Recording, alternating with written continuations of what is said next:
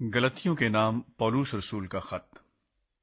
چھٹا باب، ایک دوسرے کا بوجھ اٹھاؤ۔ اے بھائیو، اگر کوئی آدمی کسی قصور میں پکڑا بھی جائے تو تم جو روحانی ہو اس کو حلم مزاجی سے بحال کرو، اور اپنا بھی خیال رکھ کہیں تو بھی آزمائش میں نہ پڑ جائے۔ تم ایک دوسرے کا بار اٹھاؤ اور یوں مسیح کی شریعت کو پورا کرو، کیونکہ اگر کوئی شخص اپنے آپ کو کچھ سمجھے اور کچھ بھی نہ ہو تو اپنے آپ کو دھوکہ دیتا ہے۔ بس ہر شخص اپنے ہی کام کو آزما لے، اس صورت میں اسے اپنی ہی بابت فخر کرنے کا موقع ہوگا، نہ کہ دوسرے کی بابت، کیونکہ ہر شخص اپنا ہی بوجھ اٹھائے گا۔ کلام کی تعلیم پانے والا تعلیم دینے والے کو سب اچھی چیزوں میں شریک کرے۔ فریب نہ کھاؤ، خدا ٹھٹھوں میں نہیں اڑایا جاتا، کیونکہ آدمی جو کچھ بوتا ہے وہی کاٹے گا۔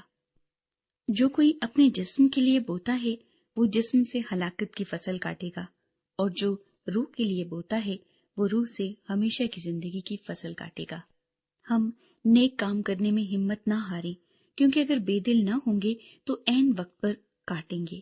بس جہاں تک موقع ملے سب کے ساتھ نیکی کریں، خاص کر اہل ایمان کے ساتھ۔ آخری انتباہ اور سلام۔